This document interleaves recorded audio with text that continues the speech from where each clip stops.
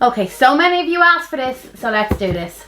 Revlon One Step Volumiser versus the Hot Tools Volumiser. I am literally going to put them side by side and put them to the test. So my hair is fully wet here. I am not going to use them fully wet because it recommends you take the heavy wet out of it, which if you think when you're in a hairdresser, they probably blast your hair off a little bit before they go in at it with the brush. I have applied a heat protectant. I'm using the Joico Blonde Life. I actually really like this range. I find it great for blonde hair. And I've brushed through my hair with my favourite hairbrush, the Wet Brush Flex Dry. This is fantastic for getting knots out, so there is not a knot in sight. So I am going to take the heavy damp out of it now, and then I'll come back to you and we'll get into it. Okay, the hair is, I'd say it's about 70% dry. It's still quite damp. It's showing up a funny colour on camera there, but you look, it's all normal in real life. And what I'm going to do is I'm actually going to use the Revlon One on this side because I've used the Hot Tools on this side before, and this is where I get the most of my volume because it's where my parting goes, and then I'll use the Hot Tools on this side. Okay, side by side, I am going to be totally honest. There really is no difference in how these look. Like, I'm really trying to find a difference. I'll put them up close on the screen so you can see for yourself.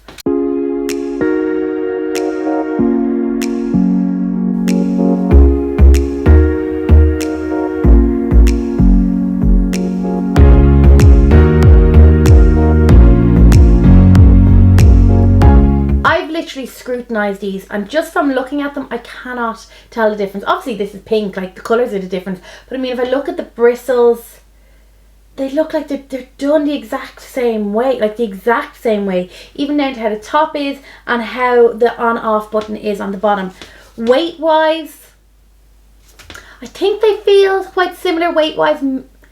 Maybe, possibly, I could be imagining it, the Volumiser, the Hot Tools might be a little bit heavier, but look, we'll see. So once the hair is like relatively dry but still a bit of wetness, it says to section the hair off. So I'm just taking the top part up and I'm just going to tie it off with a bobbin.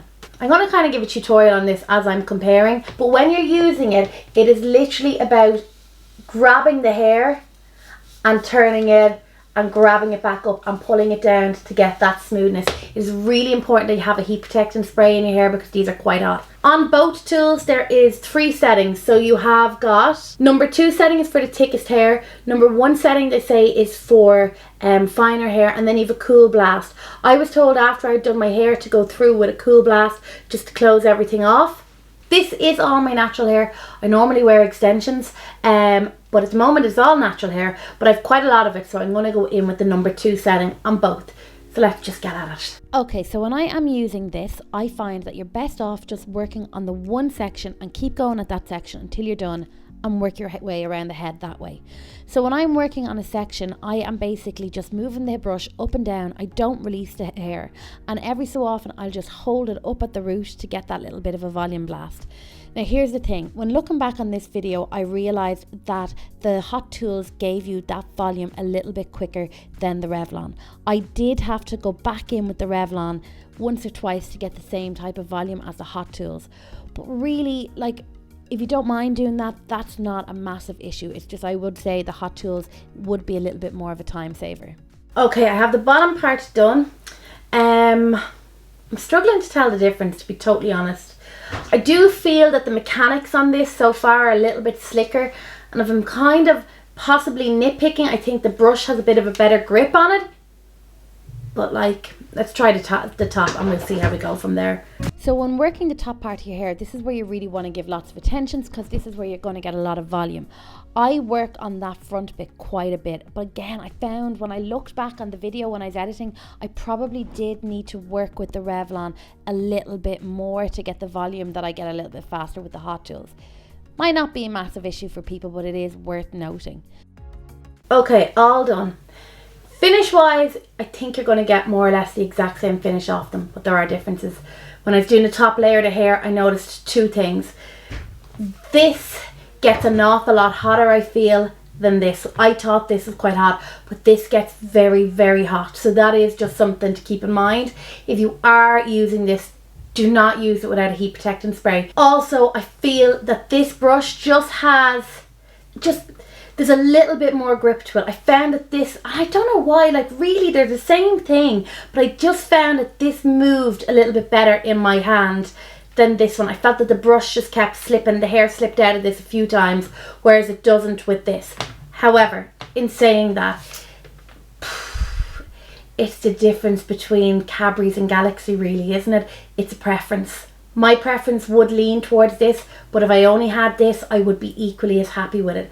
The reason my preference would lean towards this is the heat issue and just how easy the brush. I do feel that this just sits. I'm going to move it again.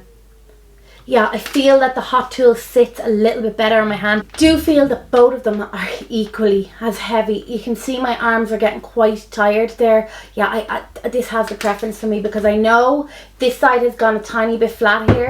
When I use this, the root, the volume stays a little bit better in it for me. I can see it just there. But like, I mean, as I said, Cadbury's and Galaxy, you are going to get, that's me nitpicking. Do you want to have a little less heat and maybe a little bit better grip on the brush for €89, or do you want to just have that, it's going to be a little bit hotter and it's around €50? So my pick, just by a nose, is the Hot Tools.